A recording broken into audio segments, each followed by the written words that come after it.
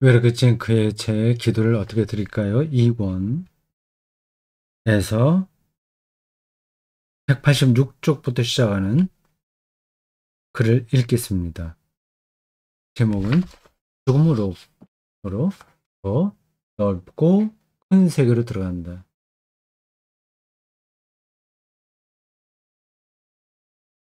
죽음으로 더 넓고 큰 세계로 들어간다.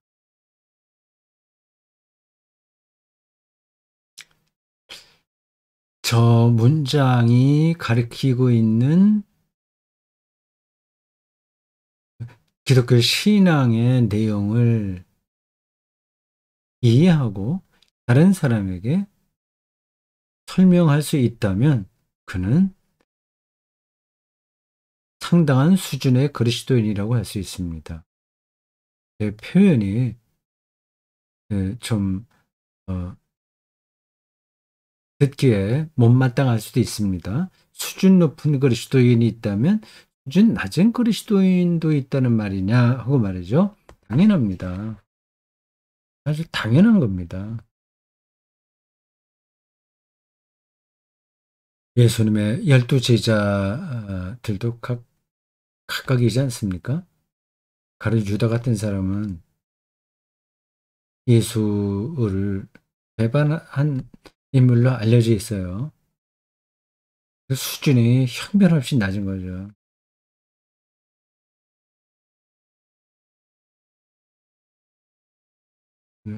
하나님의 은총이 아니면 우리는 그리스도인이 될 수가 없었습니다. 그리고 우리의 낮은 믿음까지도 하나님께서 불쌍하게 여기셔서 선하게 인도하시리라 저는 그렇게 생각합니다. 그러기 위해서 필요한 최소한의 조건은 있겠죠. 뭐 보이는 보이지 않은 그리스도교 공동체 안에서 최소한의 신앙생활을 이어가는 겁니다. 요즘 가난한 그리스도인들이 늘어간다고 하죠. 자기가 그리스도인이긴 하지만 교회는 안 나간다고 하는 사람들 말이에요. 그래서 이렇게도 표현합니다. 영적인 사람이나 종교적인 사람은 아니다. 영적으로는 살지만 어떤 종교에 속하지는 않는다는 거예요. 이거는 그렇게 바람직하지 않습니다. 가끔 저런 얘기를 들어요. 그리스도인이었다가 이제 자연 숲속에 들어가서 완전히 그 숲과 일치가 돼서 사느라고 그리스도 교회와는 거리를 두게 되다. 필요를 느끼지 못했다고 하는 겁니다. 그 이야기, 거기에 얽힌 여러 가지 어, 이야기들을 여기서 자세하게 하지 않겠습니다. 그런 이제 그런 선택은 잘한 게 아닙니다. 매주일 교회 예배에 빠지지 말아야 된다는 말씀이 아니라 내용도 형식이 안에 들어있는 거거든요. 그 형식은 내용으로 자기를 드러내야 되고요. 그 형식 자체를 부정하면 그 내용도 보존되기 힘듭니다. 그러니까 그리스도교라는 뭐, 그 오프라인이 아니라고 하더라도 최소한 온라인이라고 하더라도 거기 공동체에 속하는 건 중요한 겁니다. 죽음으로 더 넓고 큰 세계로 들어간다. 이 단락은 굉장히 내용이 많아요. 10쪽이나 됩니다. 좀 빨리 읽어야 되겠어요. 전체가 다 기도문으로 나왔습니다. 중간에 산문이 있긴 있네요. 그래도 그것은 마틴 루터의 글이니까 기도문이나 마찬가지예요. 10쪽입니다. 근데 길어요. 이걸 두 번으로 나눠서 읽을까도 생각했는데 그냥 다 이번 시간에 읽겠습니다. 제목을 다시 한번 보실까요? 죽음으로 더 넓고 큰 세계로 들어간다.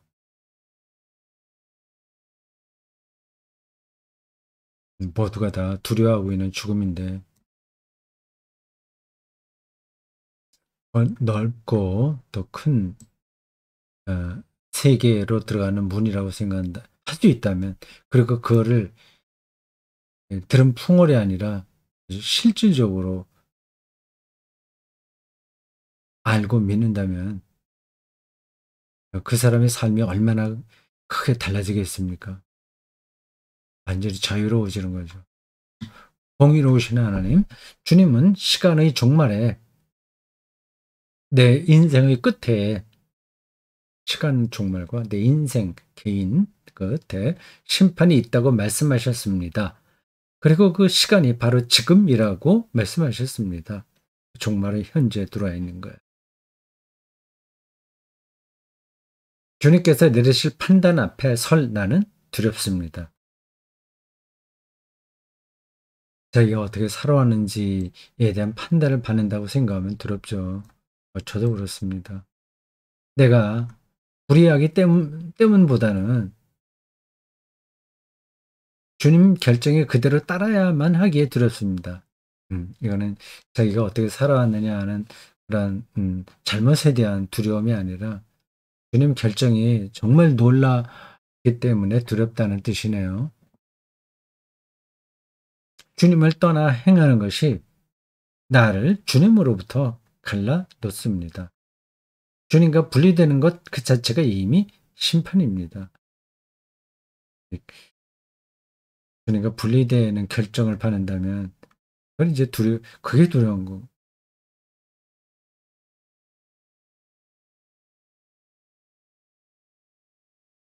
사랑에 떨어진 사람들은 그 상대방과 헤어지는 게 가장 큰 불행이라고 여기지 않습니까? 뭐 자기가 재산을 준다거나 건강을 좀 잃는다거나 그거보다도 그 상대방과 헤어지는 게 가장 큰 불행인 겁니다. 하나님을 사랑하는 사람은 하나님과의 분리를 심판으로 경험합니다. 그게 지옥인 거예요. 사랑이 없는 사람은 이것도 아니고 저것도 아닙니다. 내 인생 전체가 심판의 대상입니다. 나는 행동했고 주님은 심판하십니다. 눈에 보이는 내 행동들 가운데서 주님은 분별하십니다. 나는 비밀리에 행하였어도 주님은 다 아십니다. 다 아시는 분이 바로 주님이신 거죠. 87쪽으로 갑니다.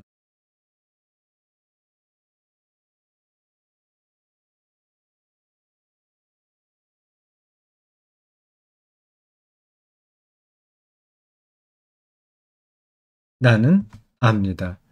주님께서 나를 부르실 때 아무것도 가져갈 수 없다는 것을 모르는 사람이 어디 있어요. 알아도 자기가 소유하고 있는 것을 잃을까 봐 연연해 하죠. 영적으로 성숙한 사람들은 그 사실을 미리 자기 삶에서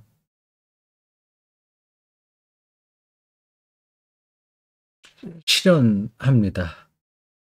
실현이라고 해야 되나요? 아니면 확인한다고 해야 되나요? 그 자기 소유에 연연해 하지 않는 거죠. 내가 무엇이든 나의 마지막은 파멸입니다. 거지로 살았던 왕으로 살았던 파멸이죠.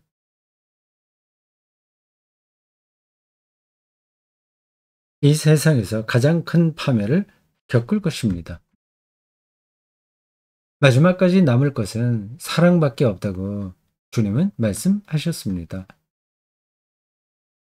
이것이 진리입니다. 이것이 기준입니다. 이 기준에 미치지 못하는 것을 나는 무덤들 앞에 설 때마다 나는 의식합니다. 버려질 수밖에 없는 타락, 이것이 바로 나입니다. 나를 불쌍히 여기소서. 우리 모두를 불쌍히 여기소서. 키리에 엘레이송이라는 라틴어 미사곡이 말하는 인간의 실존입니다. 나를 불쌍히 여기소서.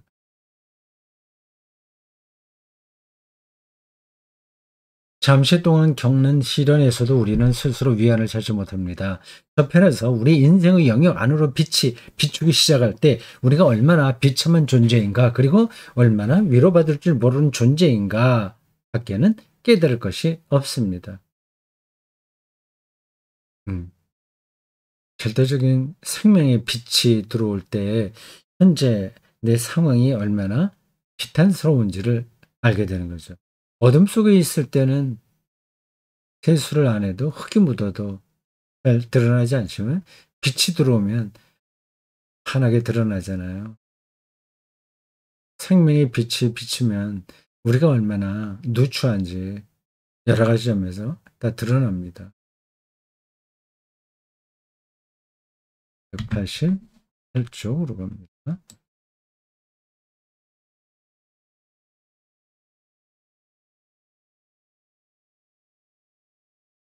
오, 주님. 아마 우리는 벌거벗은 모습으로 주님 앞에 설 것입니다. 아무것도 가릴 게 없어요. 가릴 수가 없어요.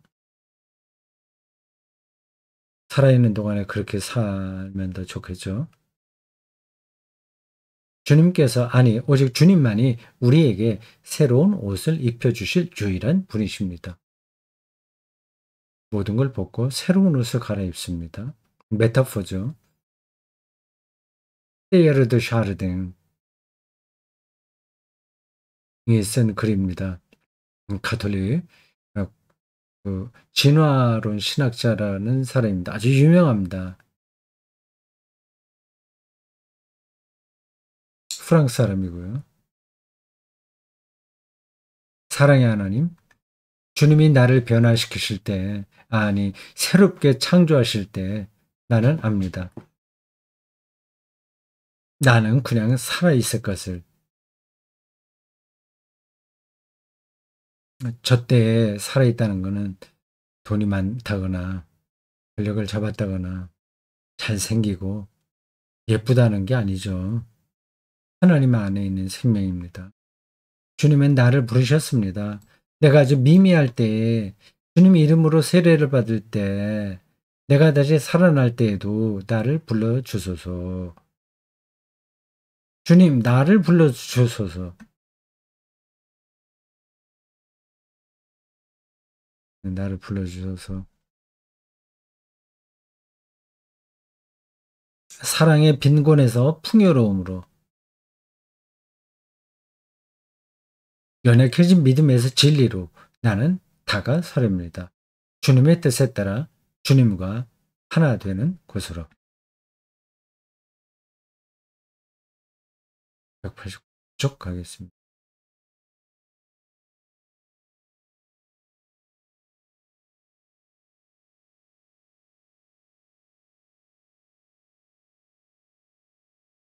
다시 제목을 말씀드릴게요. 제목 보시고 다시 읽읍시다. 이어갑시다. 죽음으로 더 넓고 큰 세계로 들어간다. 근데 그 죽음의 순간에 이미 현재에 들어와 있는 거예요. 어둠만 있는 곳에서 주님은 빛을 창조하셨습니다. 내 영혼에 말씀해 주소서. 빛이 있으라고. 그래야 무언가가 보이거든요. 그곳에서 나는 주님 안에 살고 주님을 찬양하렵니다. 저런 표현들이 관념적으로 들릴 수 있어요. 그거를 뛰어넘어야 됩니다. 주님으로 인해 새로운 피조물이 된 나는 주님 안에 머물렵니다. 나를 주님 손 안으로 내던집니다. 주님 안에 영원히 머물기 위하여 그 창조의 손길 안으로.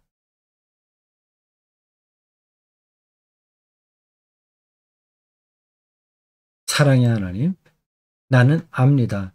주님께서 나를 변화시켜 주셔야만, 오직 주님께서 나를 새롭게 창조해 주실 때에만 할 수 있다는 것을, 할 수 있다는 것은 생명을 얻을 수 있다는 것을 이라는 뜻이에요.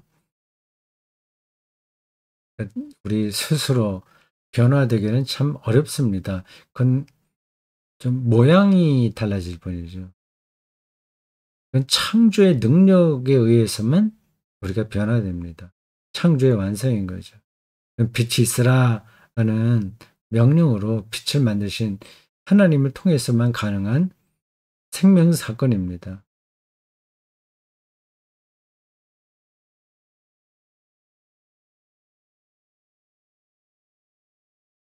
빛이 있으라고 말씀하신 그 하나님에게 우리의 운명 전체를 맡길 수 있어야 되겠죠. 그러려면 그 하나님이 얼마나 선하신 분이고 전능한 분이신지를 알아야 되겠죠. 그래서 우리가 충분하게 신뢰할 수 있어야 되겠죠.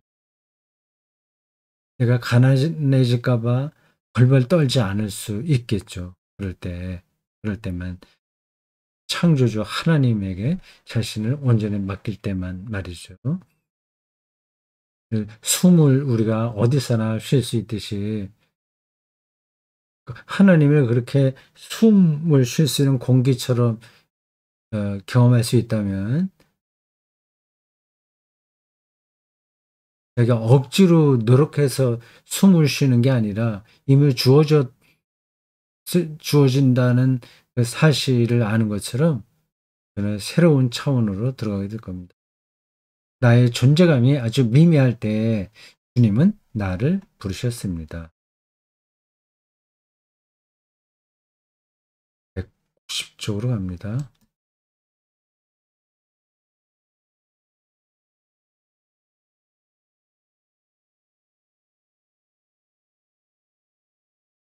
나는 주님 이름으로 세례를 받았습니다. 내가 살아있는 동안에 주님, 나를 다시 한번 불러주소서.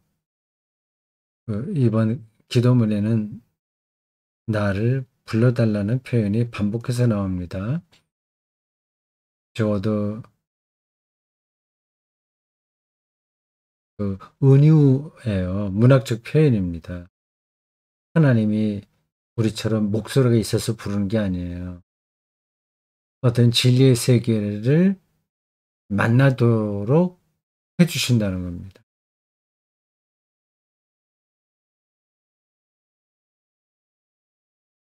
사랑이 없는 우리를 부르셔서 부유하게 해주소서. 연약한 믿음을 진리로 이끄소서. 나는 주님께로 나오렵니다. 주님의 이름과 하나가 되렵니다. 모든 것이 흑암에 묻혀 있을 때 주님은 그것으로부터 빛을 빚어내셨습니다. 창조 사건에 대한 기술인 창세기에 나온 이야기죠. 흑암에서 빛을 창조내셨어요. 우리 개인의 실존도 마찬가지입니다. 우리가 어머니의 난자와 아버지의 정자의 결합인 배아로 결성돼서 이렇게 현재와 같은 모습까지 오지 않았습니까? 그러니까 씨앗과 같은 데 있었던 거. 씨앗은 흑암이죠. 흑암. 어둠이죠. 어머니 뱃속도 어둠이죠. 거기서 지금 이런 생명을 얻는다고 하는 것은 빛을 이제 받았다는 뜻입니다. 내 영혼의 말씀에 주소서 빛이 있으라. 생물학적이고 물리학적으로도 저 말은 맞고 영적으로는 더 맞습니다. 혼란스러운 상태가 어둠이거든요. 무조건 부자가 돼야 된다는 욕망에 떨어지는 거, 이건 어둠인 거죠.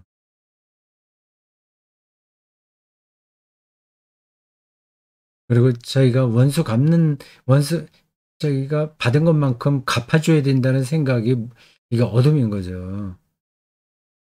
이 시대는 자꾸 그걸 우리들에게 강요하고 있습니다. 어둠 속으로도 몰아가는 것 같아요. 결코 나는 손해보지 않을래. 갑질에 나는 당하지 않을래.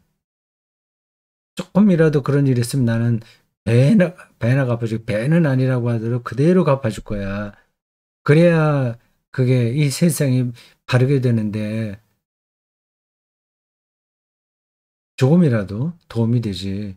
나 자신을 위해서만 그러는 게 아니라 이 사회 발전을 위해서라도 꼭 그래야 돼. 사람들은 그렇게 생각합니다. 그렇게 또 가르침을 받고요. 과연 그럴까요?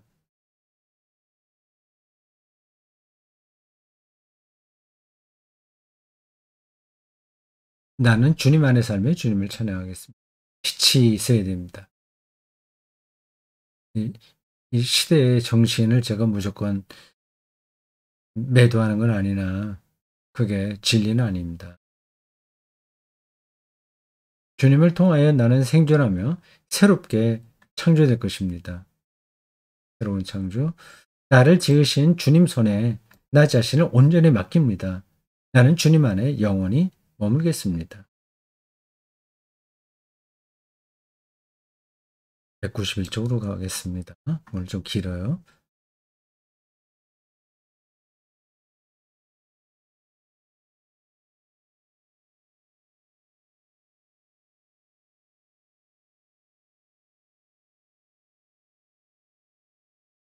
네, 루터의 글이 나옵니다.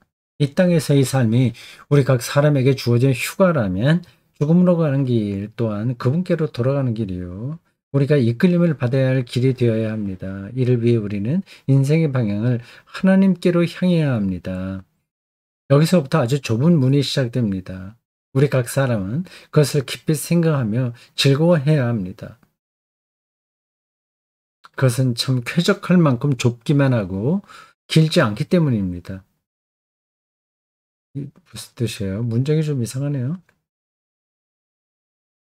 그것은 참 쾌적할 만큼 좁기만 하고 길지 않기 때문입니다. 이상하네, 문장이. 이것은 마치 어린 생명이 어머니 뱃속 모태에서 태어나 위험과 불안을 안고 하늘과 땅이 있는 이 세상으로 나가는 것과 같습니다.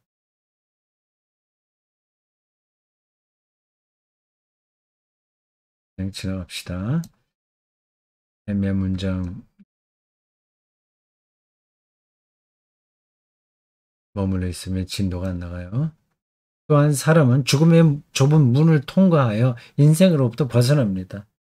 우리가 이 세상에서 살 때에는 이곳이 아주 크고 넓어 보입니다. 그렇지만 하나님께서 우리에게 예비하신 저 하늘나라에 비하면 우리가 서 있는 이곳은 마치 어머니 모태처럼 그지없이 좁고 또 작습니다. 그러므로 기독교인에게 죽음은 새로운 탄생입니다. 네, 그 작은 세계를 모든 것이라고 생각하는 사람에게는 그런 말이 들리지 않겠죠.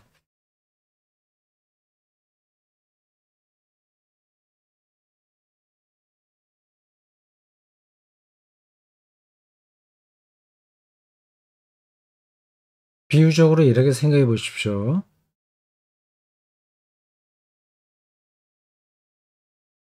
두 사람이 있습니다. 한 사람은 이제 땅을 봤어요. 같이 땅을 봤어요. 두 사람 다 땅을 봅니다. 어떤 한 사람은 저 땅 좀 이게 좀 싸게 사갖고 그걸 좀 토지 변경시키고 해서 좀 비싸게 팔까? 저기에다가 내가 무슨 건물을 지을까? 그런 것만 생각한다고 합시다. 그런 사람도 있어야 되죠. 근데 다른 사람은 그 땅에 있는 벌레, 그리고 흙, 뭐 거기 잡풀, 뭐 그런 것들이 너무 황홀한 거예요. 그럼 누가 더 세상을 넓게 사는 거겠습니까? 그리고 또 누가 더 좁게 사는 거겠어요? 죽음에 이른 좁은 길에서 우리는 이 세상은 넓고 저 세상은 좁은 것처럼 느낍니다. 그리스도께서 말씀하셨습니다. 여자가 해산하게 되면 그때가 이르렀으므로 근심하나 아기를 낳으면 세상에 사람 난 기쁨으로 말미암아 그 고통을 다시 기억하지 아니하느니라. 요한복음 16장 20절. 이와 똑같은 것을 죽음에 대한 불안감을 향해서도 말할 수 있습니다. 불안하긴 하죠. 근데 기억을 하지 않게 됩니다. 죽음을 통해서 우리는 넓은 세계와 기쁨에 이르게 됩니다. 영생이라고 했어요. 근데 그게 시간적으로 죽음 이전과 이후로 딱 갈라지는 게 아니라 오늘 여기에 들어와 있습니다.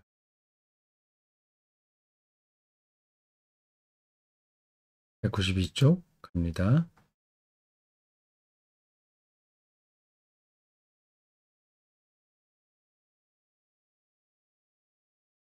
마틴 루가 한 얘기군요.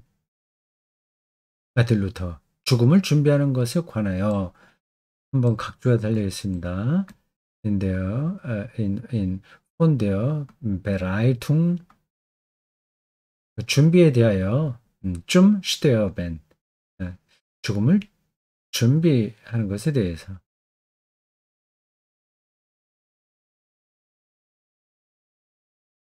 죽은 자들 가운데 첫 번째로 살아나신 주님 부활을 가르쳐줘. 주님은 친구인 나사로가 묻힌 무덤 앞에서 말씀하셨습니다.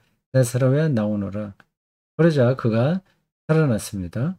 무덤에서 걸어 나왔습니다. 나사로의 다시 사는 사건과 예수님의 부활은 질적으로 다른 이야기예요. 이 기독교에 대해서 잘 모르는 사람은 특별히 이제 성서를 깊이 있게 정보 차원에서라도 모르는 사람은 이 단락만 보면 예수님이 부활하시고 그 다음에 나사로를 죽음에서 살려내셨나 생각하겠죠. 그건 아닙니다.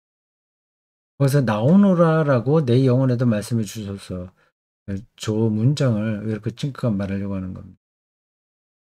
나와라. 당연히 나도 주님 나오렵니다.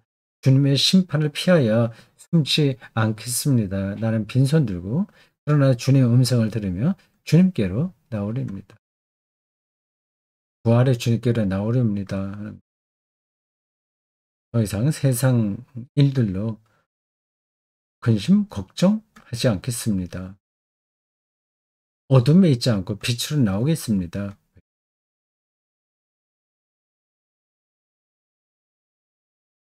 193초.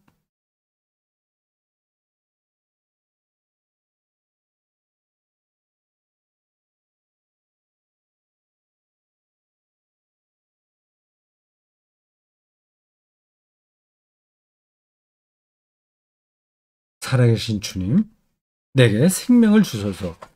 빛이신 주님, 나를 둘러싼 어둠을 제압해 주소서. 어둠, 나를 둘러싼 어둠. 진리이신 주님, 내 주변에 뒤틀린 것들을 끝장내 주소서. 사랑하신 주님, 온갖 종류의 두려움에서 나를 해방시켜 주소서. 저게 구원이죠. 온갖 종류의 두려움에서의 해방. 나는 주님의 것입니다. 주님께서 밝히시는 빛들, 내 나날들 가운데서 내가 만드는 어둠의 나날들 중에서 나의 들어오고 나감을 주님 그리고 영원히 지켜주소서. 교회 기도서 중에 나온 거라고 하네요. 독일 교회에 기도서가 따로 있는가 봅니다. 한국 교회는 저런 부분이 좀 약하죠. 기도서 가톨릭에는 많습니다. 집 근처에 어둠이 깃들었습니다. 방 공기가 차갑습니다. 밤이 우리와 찾아와 우리를 덮었습니다. 밤은 깁니다.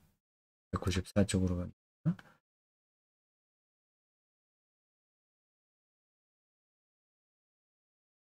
깊은 밤 우리는 장님이 됩니다. 그 어둠이 우리를 놀라게 합니다. 창문을 스치는 찬바람에 오한이 듭니다. 많은 이들이 이미 내 곁을 떠났습니다. 젊은이들에게도 연세든 어르신에게도 주님은 친절하십니다. 주님 팔로 따사롭게 안아주십니다. 그렇습니다. 사람도 짐승도 꽃도 나무도 주님의 위로로 충만해집니다.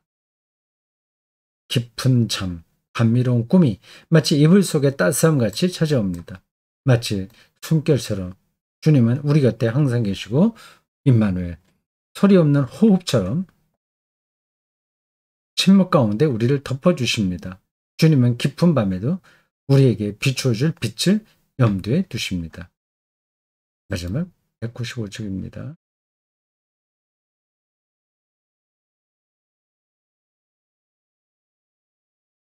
마치 낯선 시간의 흐름처럼 표현은 꼭 기억해 두시죠.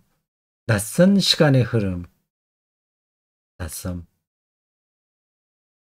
낯선 시간의 흐름처럼 주님이 우리를 지나쳐 버리시면 우리는 불안에 휩싸입니다. 그 죽음 앞에서 두려워지죠. 불안해지죠.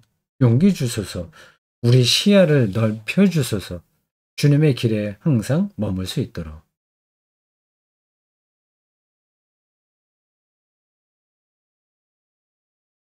자, 오늘 여기까지 하겠습니다.